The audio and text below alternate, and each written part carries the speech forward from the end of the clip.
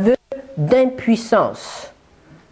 Le roi doit reconnaître qu'il n'est pas vraiment souverain, qu'il n'est pas libre de ses décisions, qu'il n'a pas la possibilité de sauver la vie d'un homme. Le roi ne peut rien contre ses conseillers. Il domine sur lui. Ou encore, toujours dans le même chapitre, au chapitre 38, les versets 24 à 26. Le roi vient voir Jérémie en cachette et il dit, verset 24, que personne ne sache rien de ces discours et tu ne mourras pas. Si les chefs apprennent que je t'ai parlé, et s'ils viennent te dire, rapporte-nous ce que tu as dit au roi, et ce que le roi t'a dit, ne nous cache rien, et nous ne te ferons pas mourir, tu leur répondras. J'ai supplié le roi de ne pas me renvoyer dans la maison de Jonathan, de peur que j'y meure. Tous les chefs vinrent auprès de Jérémie et le questionnèrent. Il leur répondit entièrement comme le roi l'avait ordonné. Ils gardèrent alors le silence et se retirèrent, car la chose ne s'était pas répandue. Ainsi nous voyons que le roi tremble devant ses conseillers. Il tremblait aussi devant d'autres hommes, et notamment devant les Juifs qui avaient choisi de rester fidèles au roi de Babylone. Lorsque Jérémie conseille au roi Sédécias de se rendre, de capituler, puisqu'il s'est révolté contre Babylone, Jérémie lui dit « Va au-devant du roi, rends-toi ». Le roi répond dans Jérémie 38, versets 17 à 20. Jérémie dit alors à Sédécias, « Ainsi parle l'Éternel, le Dieu des armées, le Dieu d'Israël. Si tu vas te rendre au chef du roi de Babylone, tu auras la vie sauve. Et cette ville ne sera pas brûlée par le feu. Tu vivras, toi et ta maison. Mais si tu ne te rends pas au chef du roi de Babylone, cette ville sera livrée entre les mains des Chaldéens, qui la brûleront par le feu, et toi tu n'échapperas pas à leurs mains. » Le roi Sédécias dit à Jérémie, « Je crains les Juifs qui ont passé aux Chaldéens. Je crains qu'on ne me livre entre les mains et qu'ils ne m'outragent. » Jérémie répondit, « On ne te livrera pas. Écoute la voix de l'Éternel dans ce que je te dis. Tu t'en trouveras bien et tu auras la vie sauve. » Il tremble devant ses conseillers, il tremble devant ses adversaires. D'où vient cette crainte? D'où vient cette faiblesse, cette impuissance? Elle vient de ce qu'il ne se confie pas en Dieu. L'homme qui se confie en Dieu ne tremble pas devant les hommes. Il n'a pas peur, même des plus puissants. Si cet homme s'était confié en Dieu, il aurait pu diriger la destinée de son pays. Et nous voyons qu'il y avait, à ce moment-là, encore une possibilité de sauver Jérusalem de la destruction totale. Le prophète Jérémie le lui a conseillé. Mais nous voyons bien que Sédécias ne veut pas se confier au Seigneur. 2 Chroniques 36, versets 11 à 13. Sédécias avait 21 ans lorsqu'il devint roi et il régna 11 ans à Jérusalem. Il fit ce qui est mal aux yeux de l'Éternel son Dieu, et il ne s'humilia point devant Jérémie le prophète qui lui parlait de la part de l'Éternel. Il se révolta même contre le roi Nebuchadnezzar qui l'avait fait jurer par le nom de Dieu, et il raidit son cou et endurcit son cœur au point de ne pas retourner à l'Éternel, le Dieu d'Israël.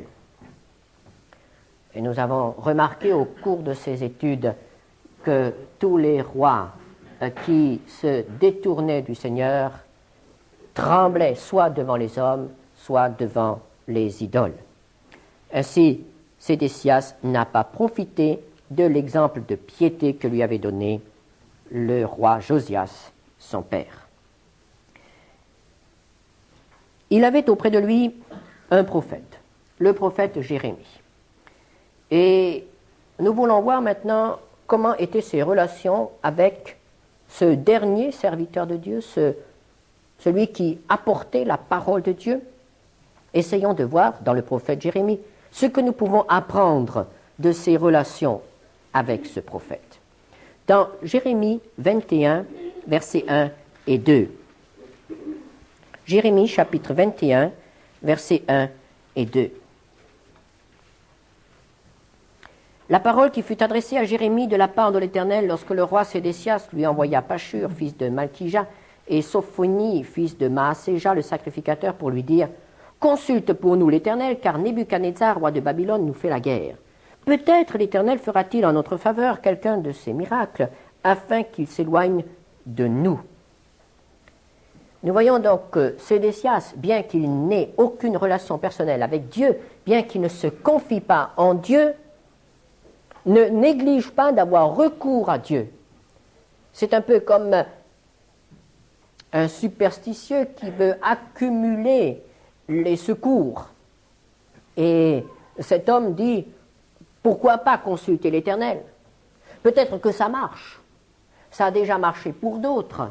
Ça a marché pour Ézéchias, à l'époque où Jérusalem était assiégée par les Assyriens. Ça marchera peut-être aussi pour moi. Peut-être que l'Éternel fera un de ces miracles.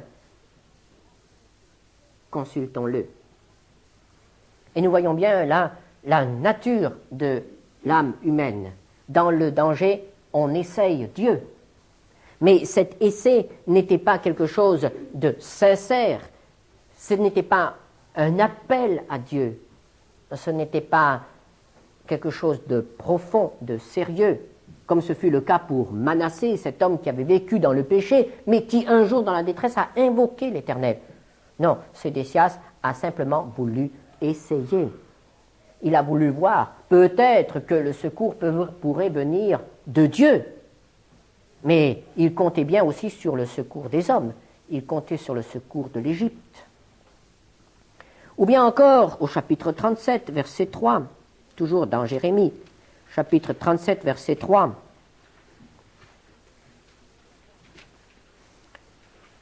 Le roi Sédécias envoya Jucal, fils de Chélémia, et Sophonie, fils de Maaséja, le sacrificateur, vers Jérémie le prophète pour lui dire « Intercède en notre faveur auprès de l'Éternel notre Dieu. » Il est dans la détresse et il se dit peut-être que les prières de Jérémie vont nous faire du bien. Et nous retrouvons cela aussi aujourd'hui. Parfois, certaines personnes dans la détresse nous disent « Priez pour moi ». Mais nous sommes bien, c'est bien volontiers que nous voulons prier pour tous ceux qui sont dans la détresse. Mais si eux ne sont pas bien disposés, si eux ne sont pas disposés à prier eux-mêmes, à invoquer eux-mêmes le Seigneur, notre prière n'aura pas un effet magique pour eux. Plus loin encore, 37, verset 17. Le roi Sédécias l'envoya chercher, il l'interrogea secrètement dans sa maison. Il dit, « Y a-t-il une parole de la part de l'Éternel » Jérémie répondit, « Oui. » Et il ajouta, « Tu seras livré entre les mains du roi de Babylone. » Évidemment, ce n'était pas la parole qu'il attendait.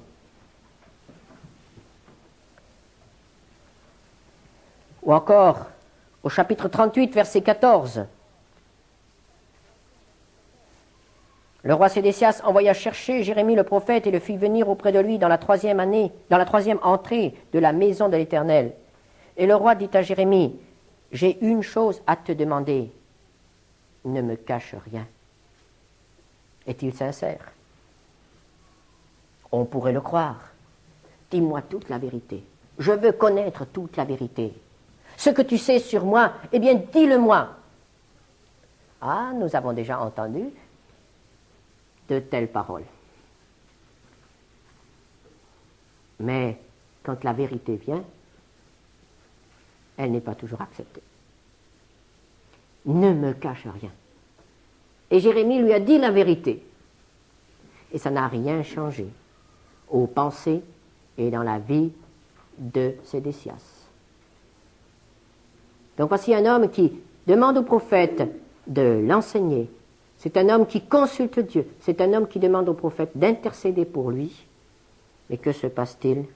ils n'écoutent pas les conseils. 38, verset 15, Jérémie répondit à Sédécias, « Si je te l'ai dit, ne me feras-tu pas mourir? Et si je te donne un conseil, tu ne m'écouteras pas. » Oh, combien souvent nous avons aussi affaire à des gens qui viennent demander des conseils. Et alors parfois, on découvre que nous ne sommes pas les premiers à qui ils demandent ce conseil. Nous sommes peut-être déjà le 10e. Et quand on demande, mais que vous a dit le frère un tel auquel vous avez exposé votre problème? Il m'a dit ça. Et que vous a dit le frère, le suivant? Mais il m'a dit ça. C'est la même chose. Et le 3e, la même chose. Et le 4e, la même chose. Alors, qu'attendez-vous que je vous dise moi? Si le premier conseil n'a pas été suivi, est-ce qu'il sera suivi lorsqu'il aura été dit par la 10e personne, par le 10e serviteur de Dieu? Et il y a ainsi des gens qui vont de conseiller en conseiller jusqu'au jour où ils tombent enfin sur celui qui va leur donner le conseil qui leur plaît, celui qu'ils attendent. Et voyez-vous, pour gagner du temps, il vaudrait mieux parfois demander aux gens, dites-moi, qu'est-ce que vous voulez que je vous dise? Ah bien, vous allez me dire ça et ça. Bon, alors je vous le dis. N'est-ce pas?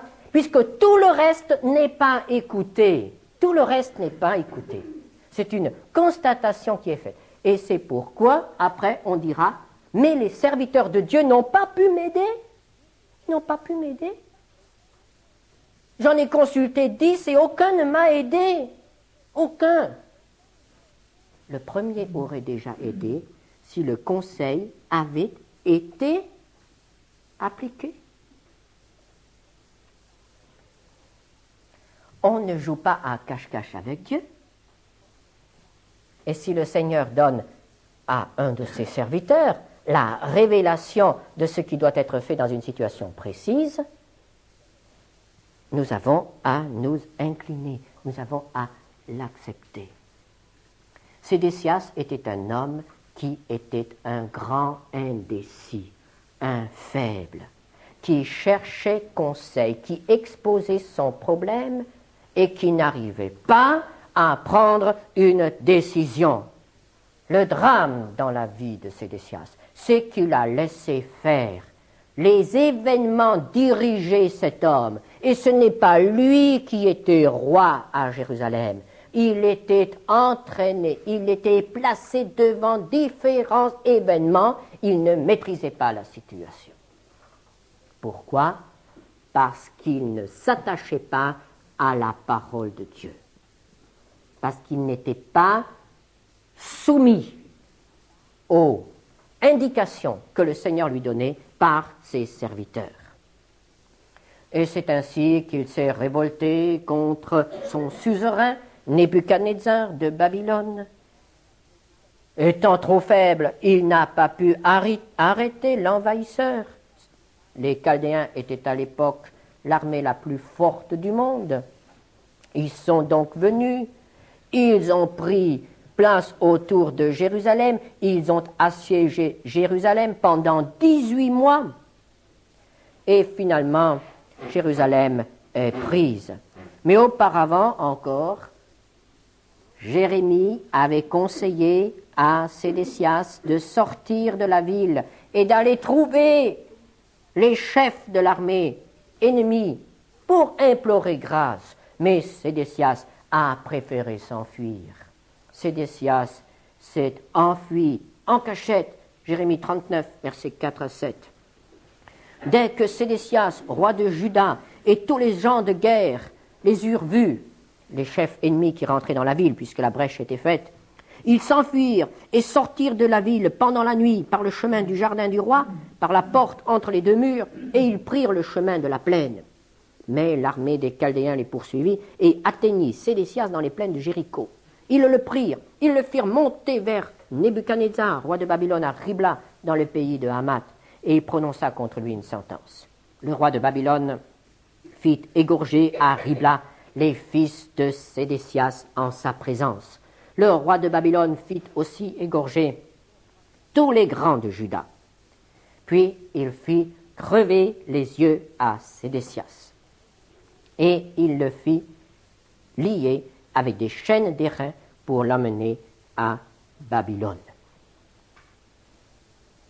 Ce faible, cet indécis,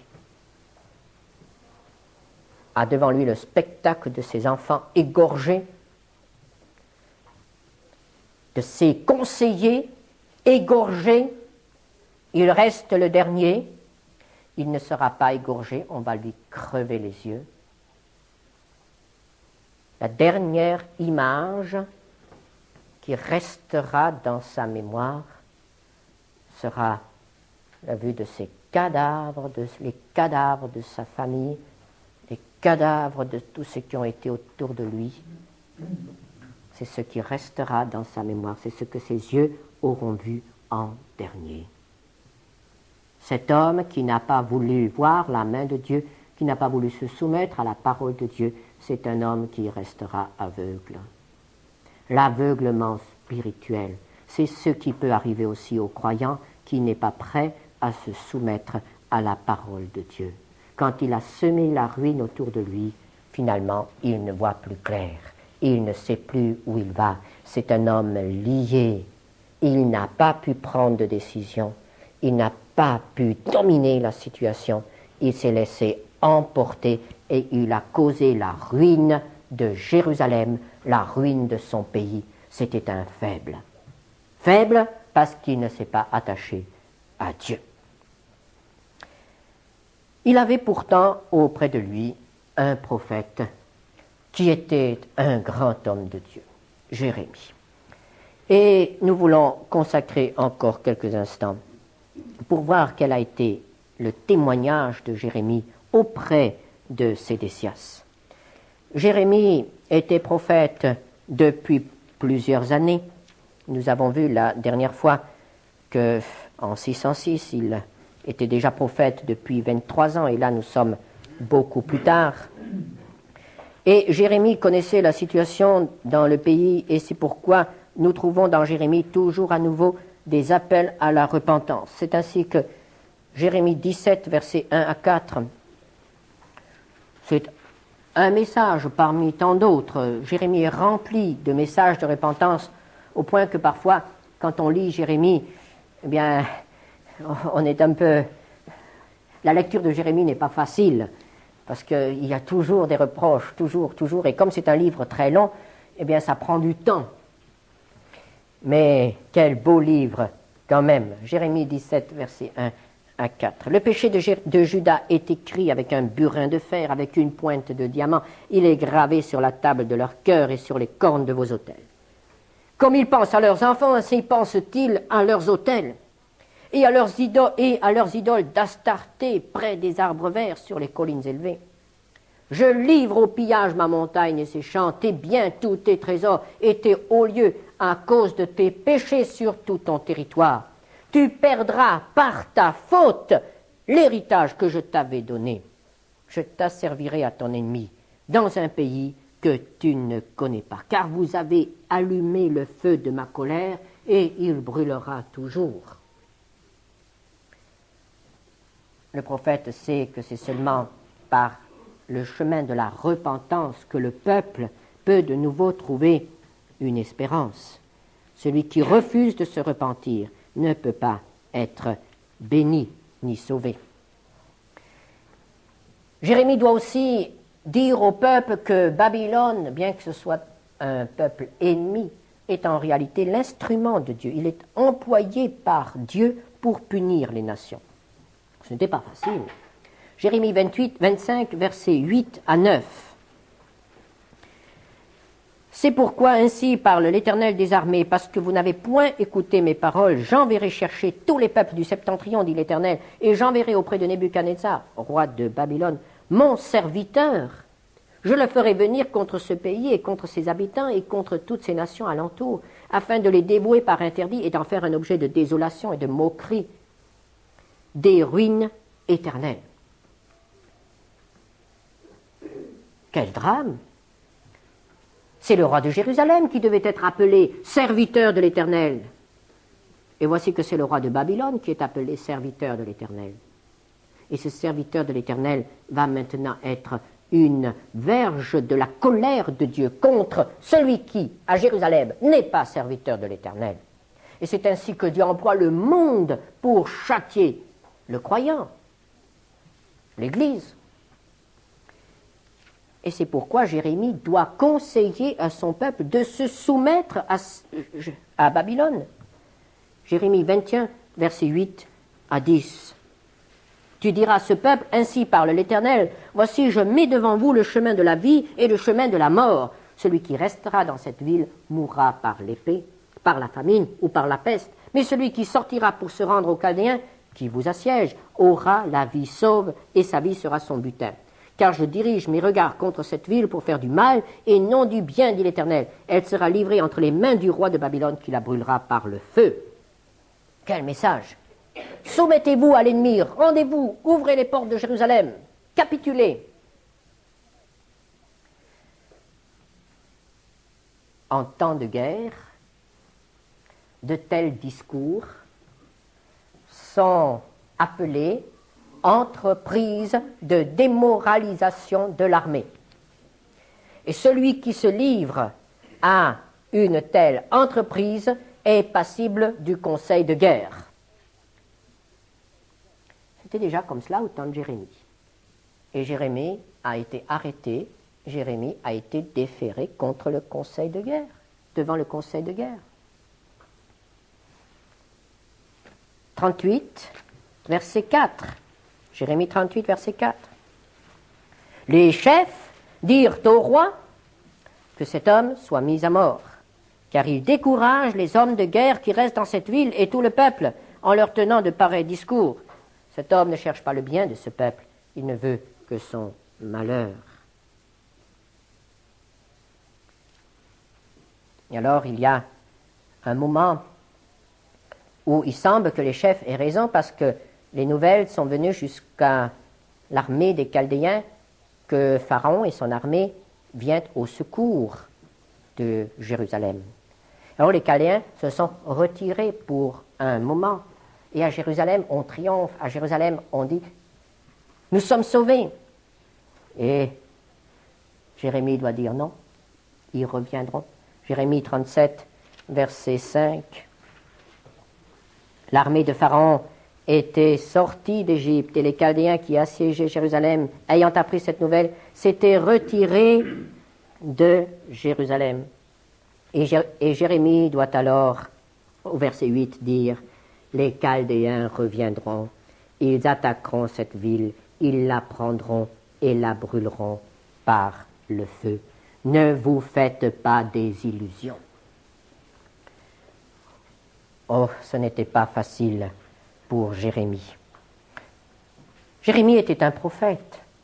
Il pouvait dire ainsi parle l'Éternel. Les chefs étaient des militaires et ils avaient des raisonnements d'hommes de guerre. Et nous comprenons que cela ne pouvait pas s'harmoniser. Mais il y avait à Jérusalem des hommes qui prétendaient aussi parler de la part de l'Éternel.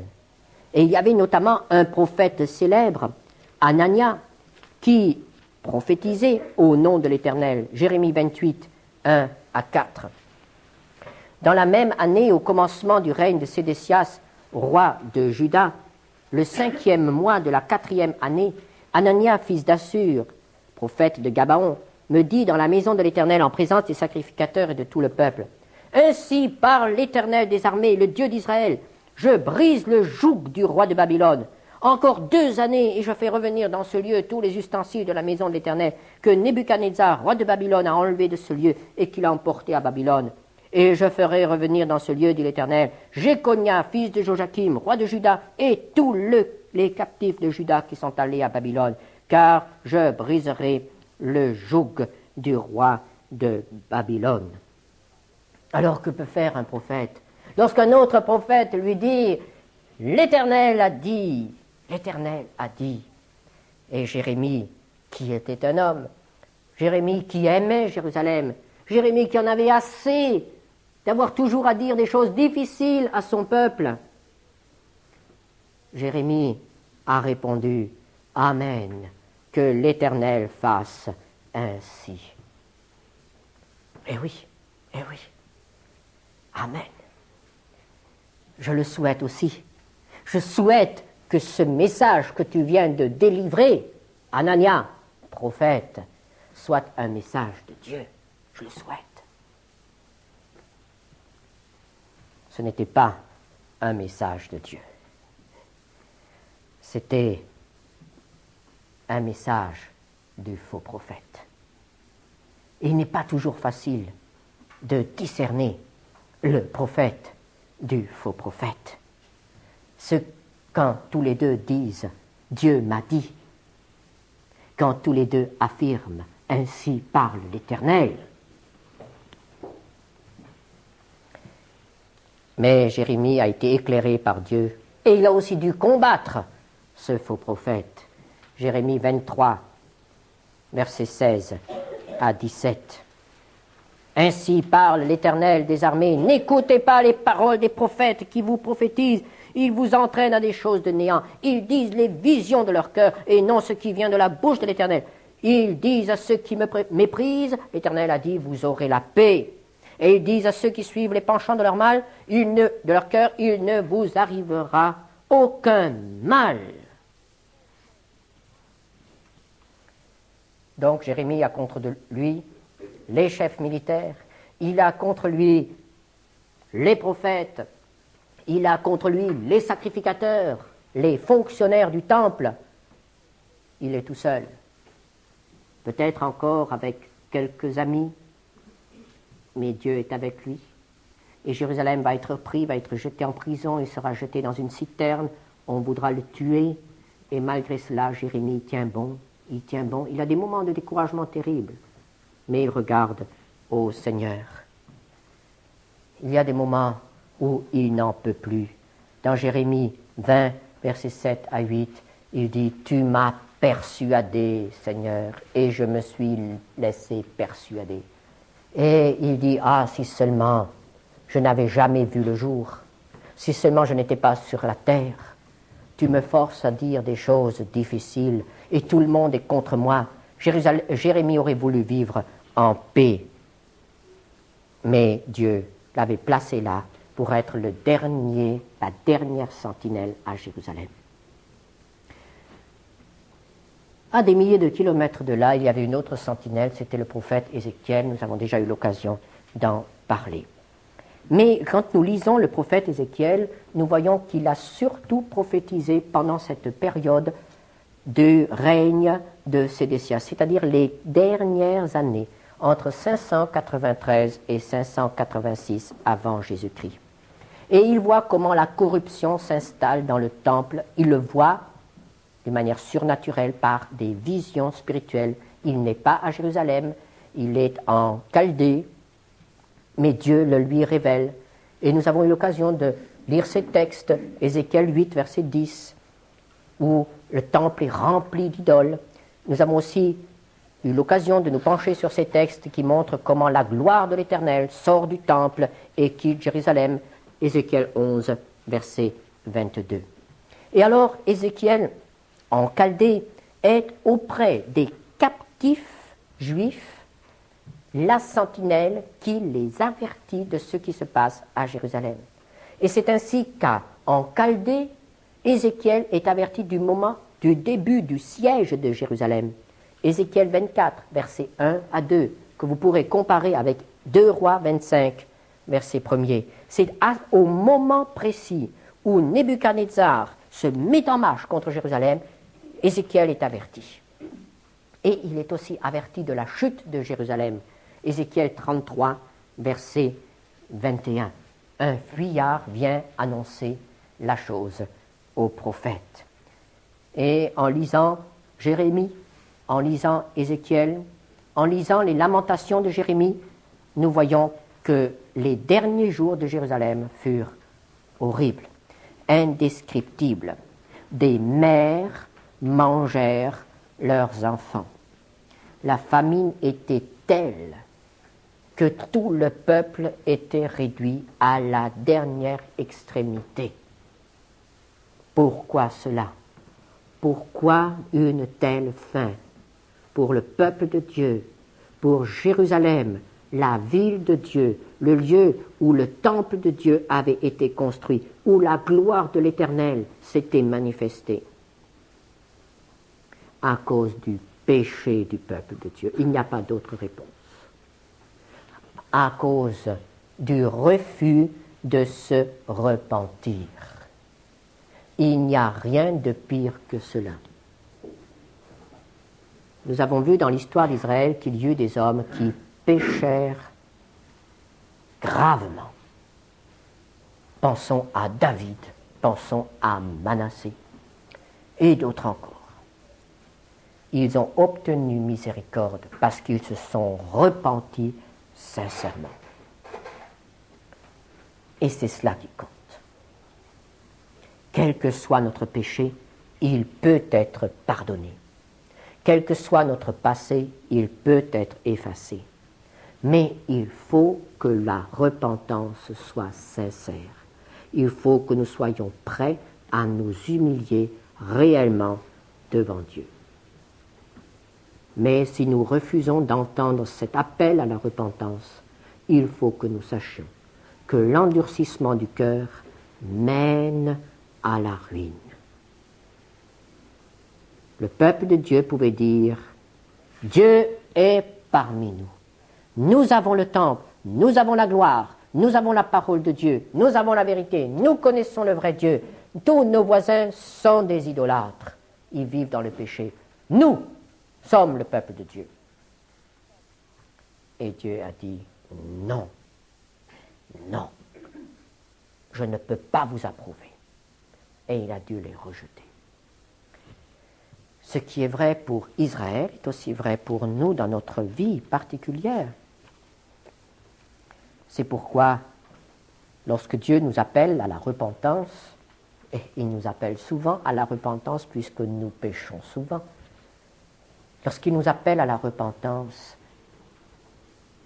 n'endurcissons pas notre cœur, ne raidissons pas notre cou, reconnaissons nos erreurs, reconnaissons nos péchés et abandonnons-les sincèrement.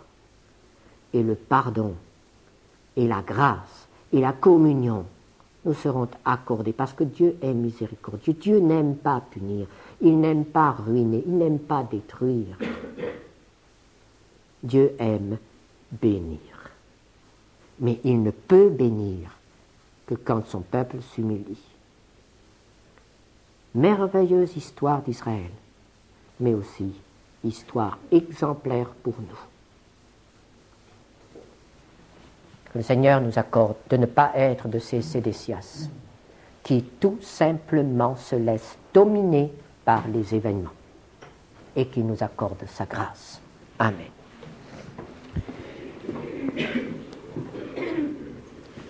Nous reconnaissons, Seigneur notre Dieu, que souvent nous ressemblons à Jérusalem, qui se laissait vivre, qui ne prenait pas au sérieux le péché et qui a été détruite.